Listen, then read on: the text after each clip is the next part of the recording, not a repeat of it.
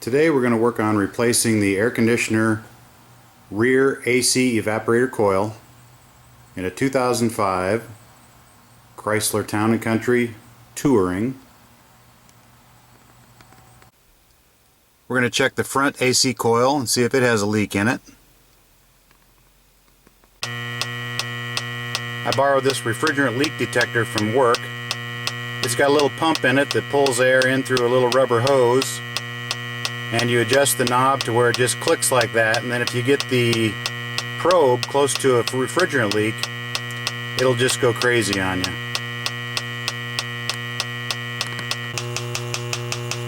Gonna follow the small. Now you want to be in the garage, away from the wind. Put the probe up in here.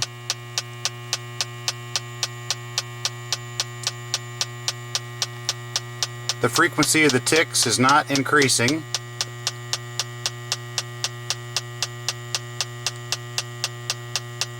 So there does not appear to be a leak from the front AC coil.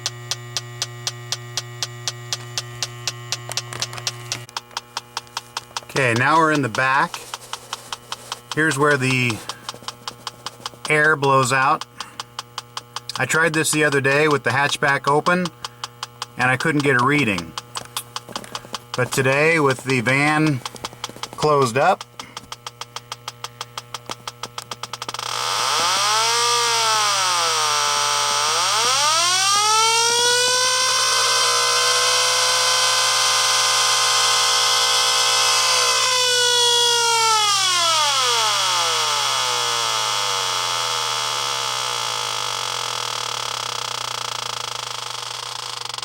that would be a pretty clear indication of a refrigerant leak from the rear AC evaporator coil. We're going to check a couple other places to see if we have any refrigerant leaks. It's a little bit difficult with this probe to check things like the condenser. I mean, you can try, you can kind of put it down there and see if anything happens, but you can kind of get it down in here, put it up towards the front clutch of the compressor. You can run it along the lines, those kind of things, but typically if you're going to have any leaks, most likely it's going to be in the high pressure Schrader valve back in here, or the low pressure Schrader valve down in here where you actually fill the system.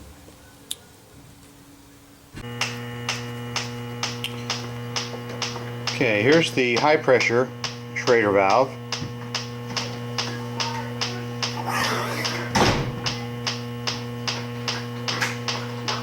Really not detecting anything from there. Okay, down here on the low pressure side,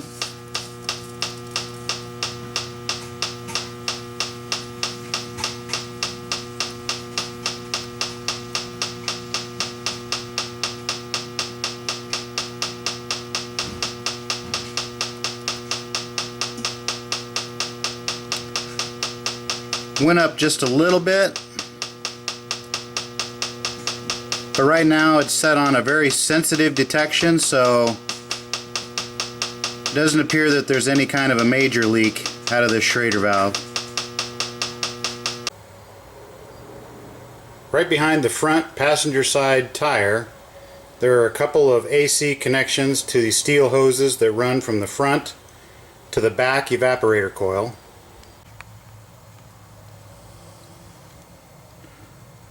They do make a kit where you can disconnect those hoses going to the back, screw in a couple of plugs, then plug and wire tie the old tubes, and then completely disable your rear AC. If you're on a budget, you can do that for about $60. Right behind the rear wheel is where those steel tubes go up into the rear evaporator coil, which is up in this area. Those steel lines come along here and they turn up and they go into this expansion valve and then up into the rear AC evaporator coil.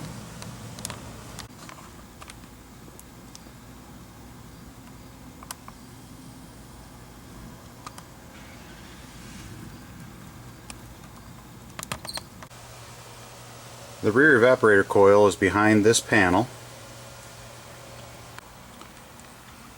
I've already started to remove this panel a little bit. I was able to pry this out from underneath the other piece here on the bottom.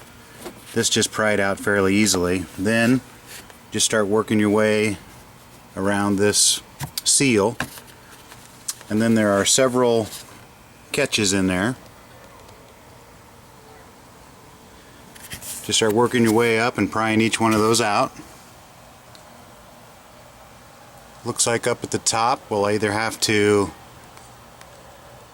take off this cross piece, or maybe we'll get lucky and this will pop out from underneath it.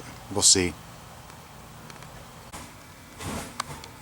These fasteners start out hooked in there.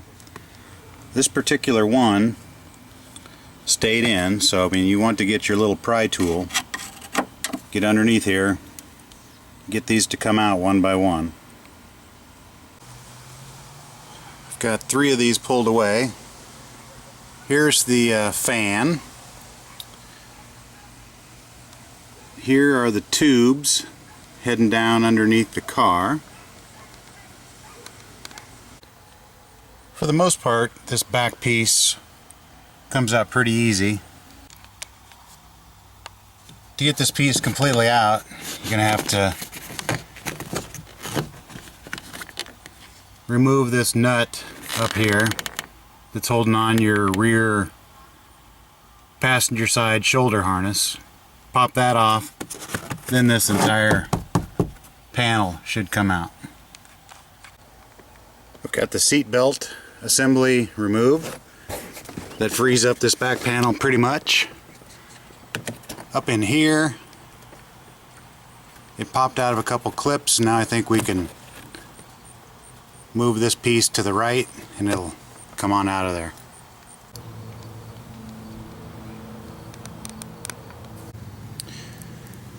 You can kind of see how that's held in there. There's the 3 push fasteners, then some pieces that kind of overlap and lay underneath another part, and then it looks like we had one casualty up here at the top. That broke off instead of pulling out. There's the piece that broke off instead of pulling out, located up there in the top area, so be a little more careful there. Okay, we've got that panel off, exposed part of the temperature control box. We can see the AC evaporator core is inside of here. Most likely the heater core is back in over here. Looks like we're going to have to take off this panel. Going to start by taking loose this seat belt, and then we'll work on getting that panel out of there. To get this panel out of here, there's a couple of screws, 3 screws here. Got this one seat belt removed. Looks like we'll probably have to take this front seat belt loose as well. Then we'll see how this panel comes out. Alright, we've got these 3 screws out back here. Then if you pry this panel out that covers the speaker, it just pulls out fairly easily. Just some push-in clips like that. That's going to expose some more screws that are holding on this panel. With those screws out, this panel starts to move pretty freely. It's hung up here a little bit around the passenger side sliding door, so we'll see what it needs to come around there, but at least now you can see in behind here and see what you're really after. Alright, with that sliding door open, just pulled a little bit and that panel completely separated. Now the only hitch is this seat belt here, and it looks like I'm going to have to take this off if I want to completely get this panel out of the way. We've got that panel completely out of there. That wasn't too bad. Now that exposes the unit that we're actually interested in. So we'll start working on how to get that apart. This panel was mainly held in with those screws that were behind the speaker panel. Then there's some push-in clips on the what would be the front side, and then on the back side there was those 3 screws holding it on. Now with this panel off, you can see a couple of intake air vents there. There's a piece of ductwork here that goes back to the box. Appears to be held on with just 2 screws, so it'll be pretty easy to get that out of the way. There's this upper ductwork, and if I had another hand here, this just pretty much lifts up and gets out of the way. With that intake air tube section out of the way, you can clearly see the heater hoses here as they come up through the floor and go back here to the rear heater core. A couple of clamps there. Now in one video I watched, he was able to pull this box out and basically sit here in the car and do everything without unhooking these heater hoses. Probably be more of a mess here, but for me, I think I would like to get this thing out on a bench because this is my first time. So I'm going to go ahead and drain down the system and carefully remove those hoses so that eventually I can get this entire assembly out of there.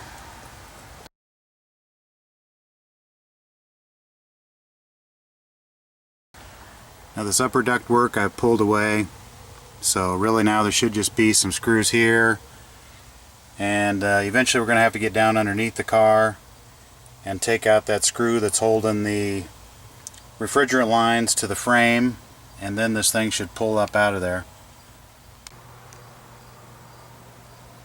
I'm not an air conditioning guy, so I'm going to take a little bit of help from some friends at work who are going to help me with evacuating the system, and then I'm going to go ahead and get this evaporator core replaced, and then they'll help me with pulling a vacuum, getting some oil back in it, and then doing the recharge.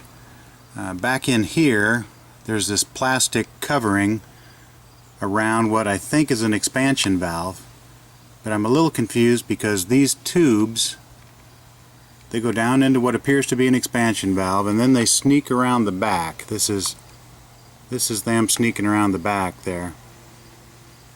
And then they turn down, and I'll show you what it looks like underneath there. Alright, this is underneath the car. You got the 2 lines going up. There is this center stud with a nut on it. And from another video, basically they just undid that nut, and then the whole thing pulled up and out of there, which I think is what's going to happen here. But there's an awful lot of room between where those tubes go into something and where they touch the frame. So I'm wondering if there isn't another expansion valve or some kind of a spacer or something right in here. So we'll have to figure that out. I borrowed a sensitive leak detector, a sniffer, and I sniffed around all up in here underneath this rear wheel. Right now we're sniffing around underneath the car where the 2 AC lines turn up, but I'm not getting any readings down below. So the leak appears to be on the upper side, right up past this seal here. So basically when I stuck that sniffer into the louver up here, I'm talking when I stuck it in this louver right here, I definitely got signs of a leak coming from somewhere inside. Now that I've got things a little more exposed, I could borrow that sniffer again, and I could take that paper off of there, expose some things, and sniff around a little bit and see if it's coming from somewhere down in behind here, right at the bottom of that connection, right up at the top here.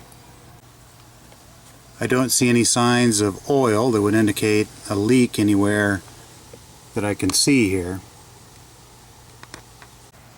I'm going to go ahead and just put a cut in this insulating tape so I can get that out of the way so I can see what's going on in there.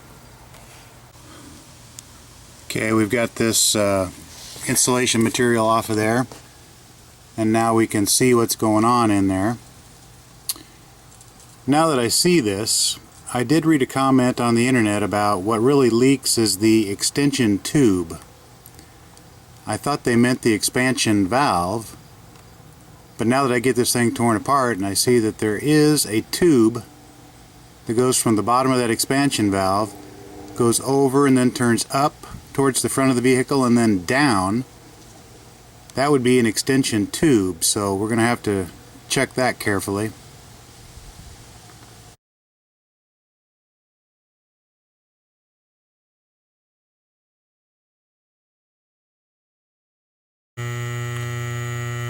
We've got the leak detector here again. Get it adjusted. I kind of already know the answer to this because I've done it already, but basically taking this detector wand, which is actually sucking air through this tube and back into the leak detector, and you check your tubing at various locations. Checked up here, kind of in the fan. If it was leaking out of the coil, you'd find it up here. So now let's try back in the back here.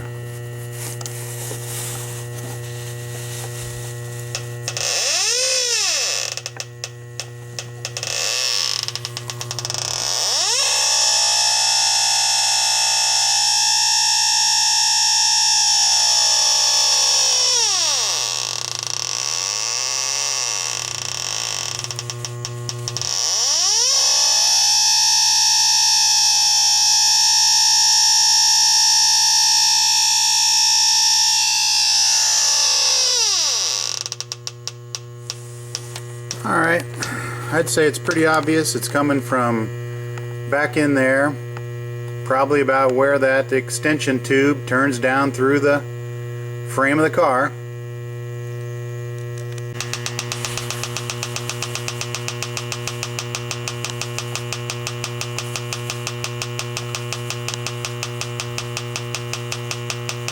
I'm going to follow the small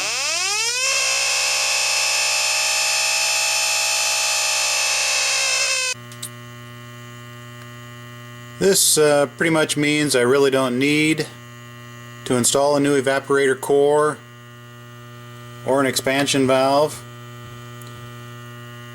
But hey, I've got them on the way already. So we'll probably do that. We're going to start the removal of this unit here and try and get to the evaporator core. Now in my case, from the reading I've done, most likely it's these extension tubes that are really the problem, and there's probably nothing wrong with my evaporator core or expansion valve, but I already had them on order before I figured that out. So the question then is, do I try and return them, which is a hassle? Do I just go ahead and replace them, which is probably an extra hassle for me and opens up the opportunity for more problems?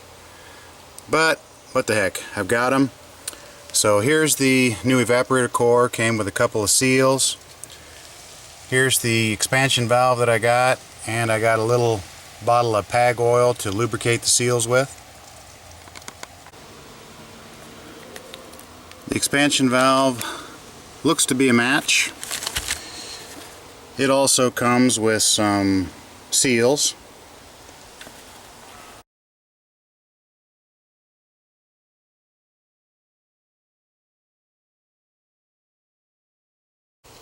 This green connector is attached to the box, but I don't think needs to be disconnected to remove it. But I did pry it off of there. It looks like you should probably pry out that little piece there, but I just worked that little piece out of the clip. It's kind of like a T. The top of the T slid into those slots, and then the point of it probably has ribs and goes on into there. Thought I'd start with something easy, that I would remove this connector here that connects into the back of the fan unit. There's a little red tab there that you got to pry out. I got my little screwdriver and pried and pried and pried. After quite a few attempts, I pretty much cracked the top of the clip. So my advice might be to wait until you get this thing unhooked, and then you can get a little bit better angle at it. Here's a shot of the part number for the evaporator core that I bought.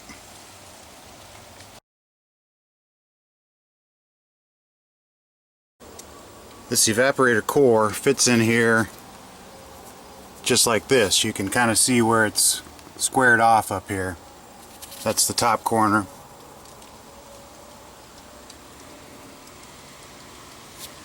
So it's going to fit right in here.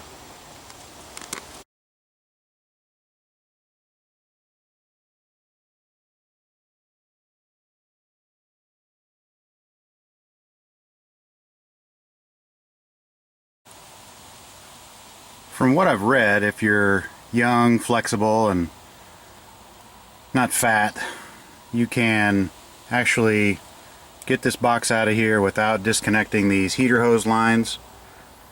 You undo that clamp right there, and then there's enough wiggle that you can move it around and do all your work.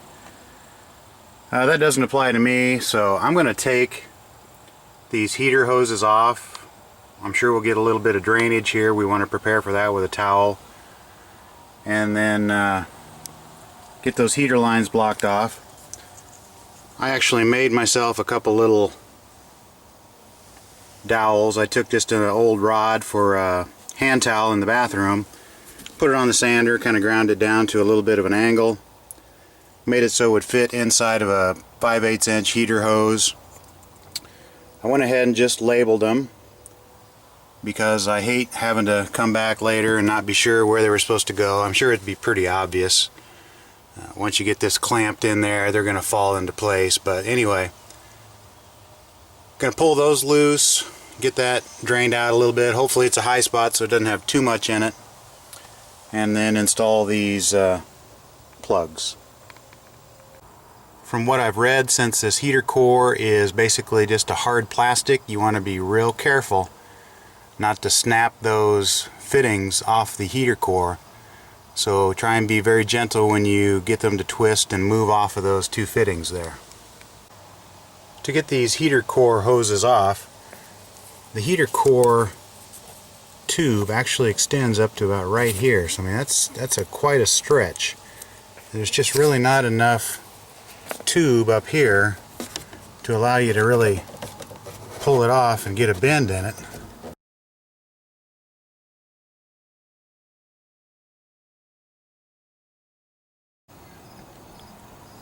Here is the genuine Mopar extension tube.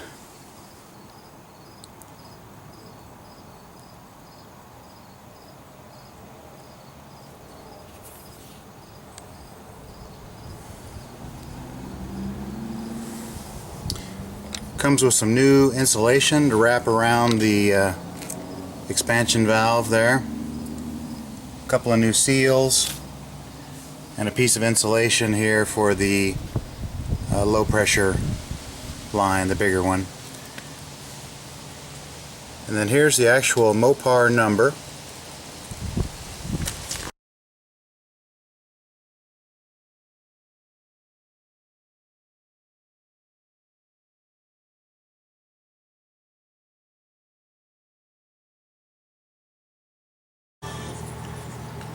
I'm pretty sure that stud we're seeing under the car is this stud right here. And if I'll back that nut off the center, then the fitting should pull away. I went ahead and just took the two screws off of this plug and pulled it out. Then you can get it turned around. and get to that connector a lot easier. This appears to be the fan speed resistor. They've just got it kind of in there in the airstream to kind of keep it cool. But depending on how many ohms of resistance, the fan speed goes up and down.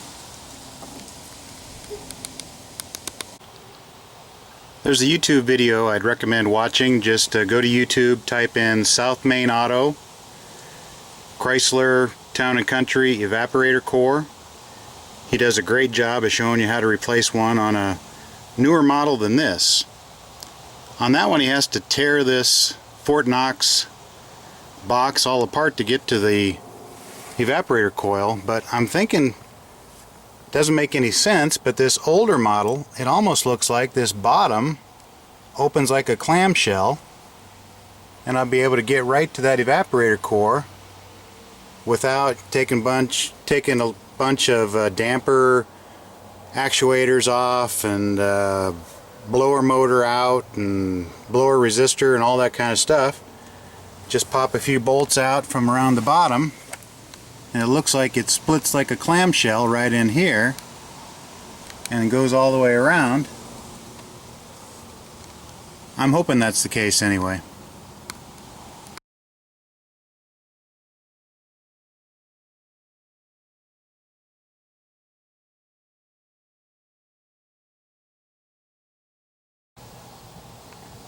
When you go to loosen this nut that's on this stud, the last thing you want to do is to let that plate twist and twist these lines, because they'll crack real easy. Preferably you'd have some kind of an impacting type device, small one like 1/4 inch one or something, to pop that nut off there.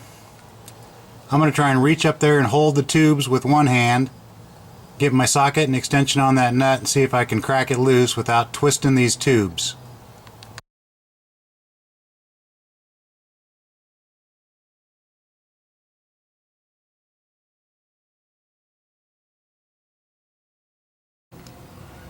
I did get it to crack loose without twisting the tubes. I have been spraying it for the last couple days in preparation for this with some penetrating oil, so that's a good idea to coat that a couple times with penetrating oil before you give it a crack. 13mm with a flex attachment. On this fan resistor here, I kept trying to pull that little red tab up, and I just kept picking at it and found that I was kind of breaking the plastic out. But actually, once I got this pulled out and looked at it, actually that red tab needs to slide the other direction. So you can pull this thing out, then you can make that red tab move a lot easier. Okay, now that tab is up, and you can pull this plug apart, put this resistor back in place for safekeeping.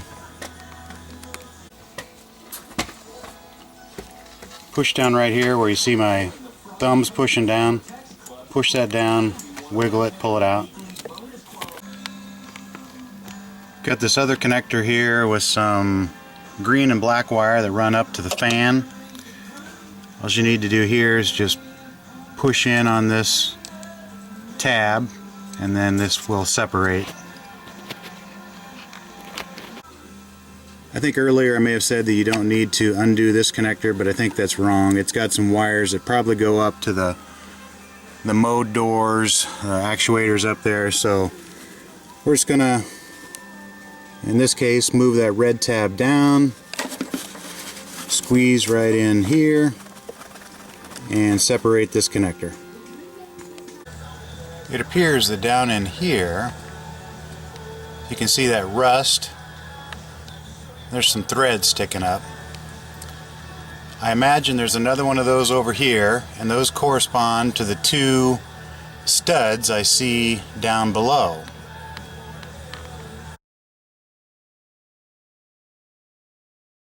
I've got that center nut on the stud backed out probably about 1/4 inch down, and I hope that I could just reach up in here and just these would separate and pull apart. They're not coming apart. I don't want to put too much force and do any damage to these tubes here, so I'm going to try and get kind of like a pry bar, a big screwdriver, I can't quite get my hand up there to show you, but basically right on this edge here, I've got the van up in the air a little bit to give me a little more room to get under there. Right now I'm going to go ahead and take that tire off. I think that'll give me a little better access to kind of pry on that piece that's got the lines, and hopefully it'll separate from that expansion tube block.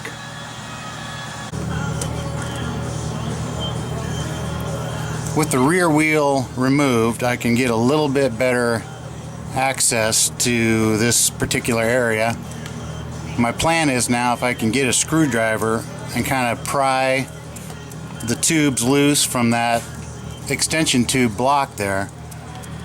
Again, being very careful not to twist these tubes.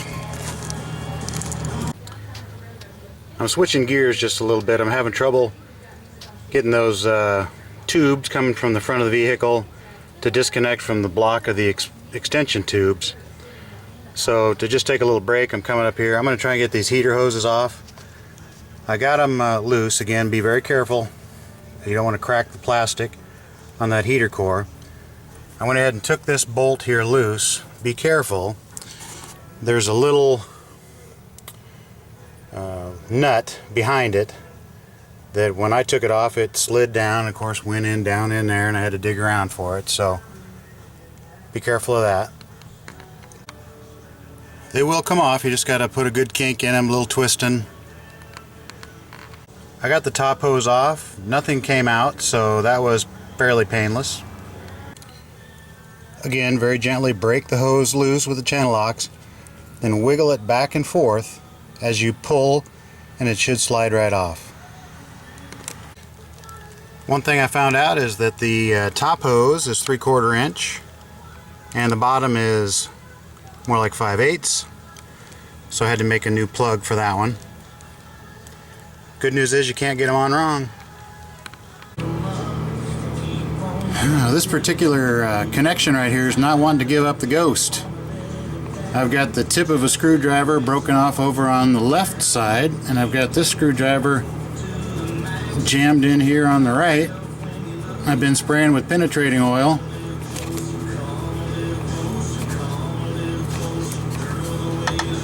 But I'm just not getting these two things to separate here. Okay, as we left off last time, I was having a lot of trouble getting the tubes from the front of the van to come loose from this new extension tube. I had tried wiggling and pulling and banging on this and banging on the nut. Nothing worked. So we're going to try a new method tonight. Basically take this nut off. I'm going to screw on this coupling nut onto here, and then I'm going to take an air hammer and wrap on that a few times while I'm pulling down on the tubes. I'm going to hammer it with this air hammer. So basically this setup right here, and hopefully that'll jar it loose.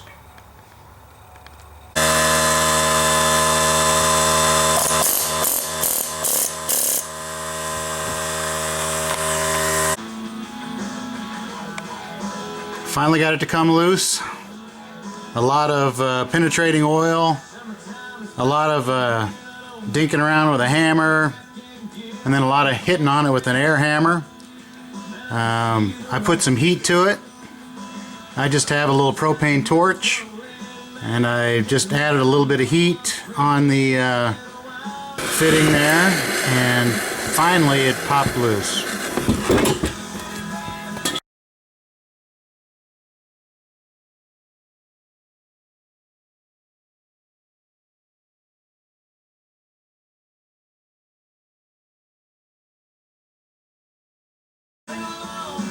And what you're seeing up there is that once it popped apart, I took a clean paper towel, cleaned off the fittings that attach to the hoses going to the front, and then I stuffed earplugs down in the holes to keep anything from falling down in there, dripping in there.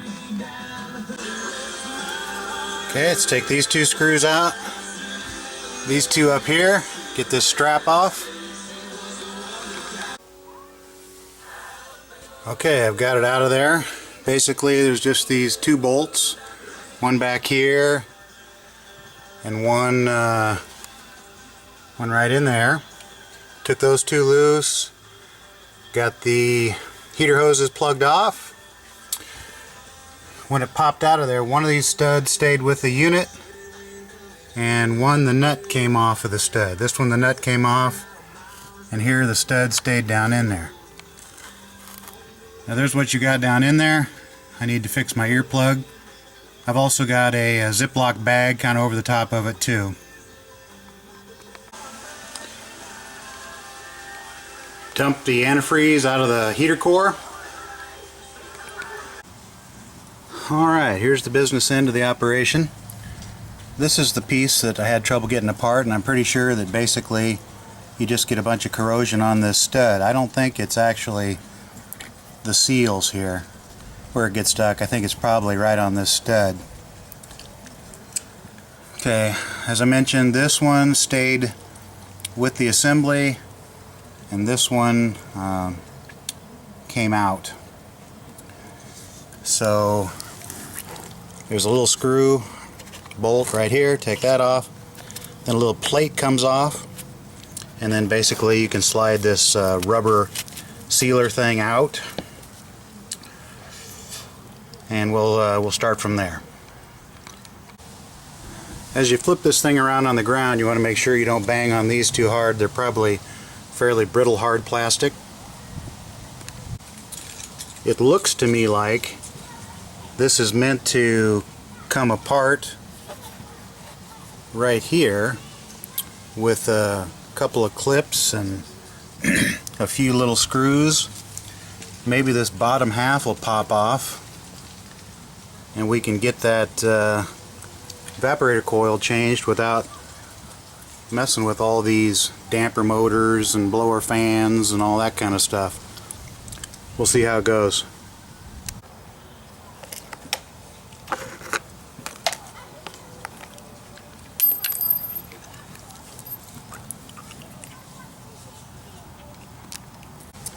Undid that little screw, then this little piece popped off.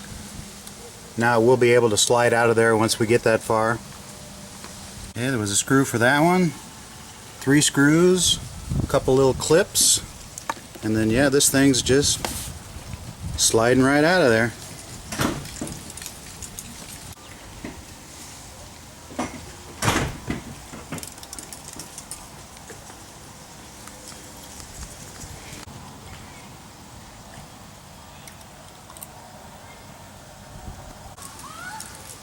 Looks like the next step is to take this nut off of here. That should allow us to expose a couple of Allen screws that are going through here and holding this piece onto the top.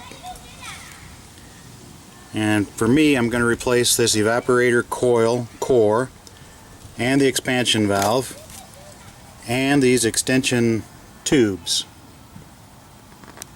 Took the nut off of that stud and then basically pulled it apart.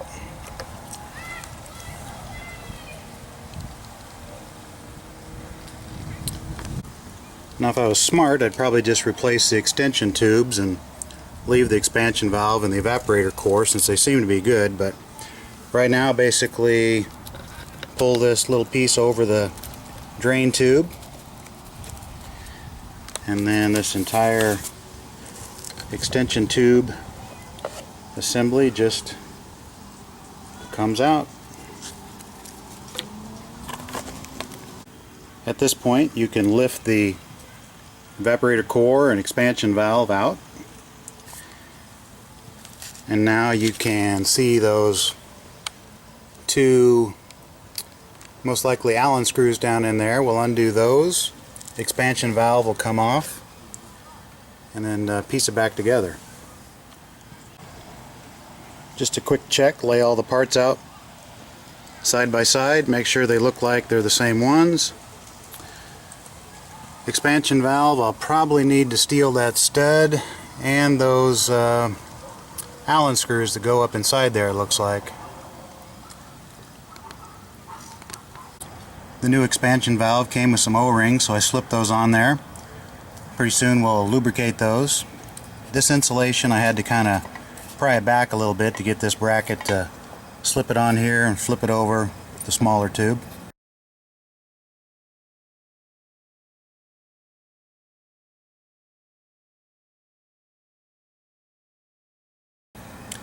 Okay. Okay, I've lubricated those seals, lubricated the inside of the expansion valve, so now I'm going to squeeze them together. Got those two Allen screws tightened, pulled those seals in. In hindsight, you might want to leave that stud out till the last. Swap this little styrofoam mat from the old one to the new one. I actually just went ahead and cut some of this insulation off. It was getting in the way in more ways than one. Now here's a part I don't like to have to mention, but these tubes were a little bit farther away from the fins than these were. So I actually had to kind of grab these tubes and kind of bend them. Now hopefully, I don't want to crack anything up there. And this expansion valve was just a little bit twisted, so I have to give it a little twist too. So I guess that's what you get for buying aftermarket. Got the new coil installed, expansion valve on.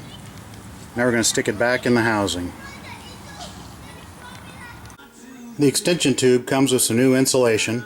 It's not fun to get on there, but you can keep twisting and pulling, you'll get it.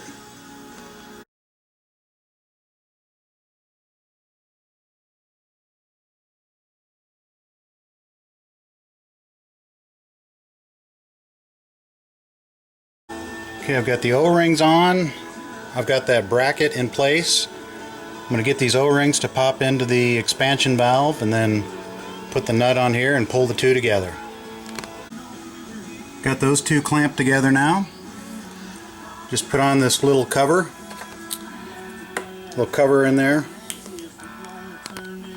We're getting close to reinstalling this, so I'm going to go ahead and clean this area out here so we don't accidentally bump any of this dirt and dust down into the tubes when we're trying to wiggle it in there. The new extension tube came with some seals and some insulation that we worked on there. Also comes with this kind of pliable, almost tar-like, and that gets wrapped around the expansion valve. Got that black kind of tar paper like insulation packed around the expansion valve. Going to clean up these surfaces here, being careful not to get anything down those tubes. Put on the new O-rings, get ready to put this thing back together. Want to lubricate those seals with some PAG oil. So down in there, get those good and lubricated. Don't forget to put this piece in, like I did. Goes right in there. So I went ahead and split it, and then I'm just gonna glue it back together once I slide it over there. Okay, that gasket's set up now, so it should be ready to go. Don't forget to put the wires back in the slots. Okay, I've skipped a few steps here while I've got some things done, but basically drop this thing down in there, went down below and worked the clamp that's attached to the tubes going up to the front. Worked that over the stud, kind of made sure that the gasket was kind of poking through the hole correctly.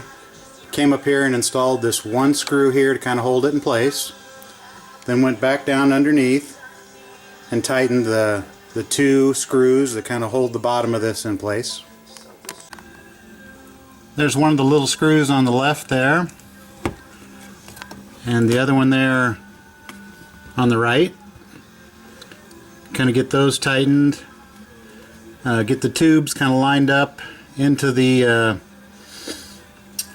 block there, and they'll kind of go in most of the way.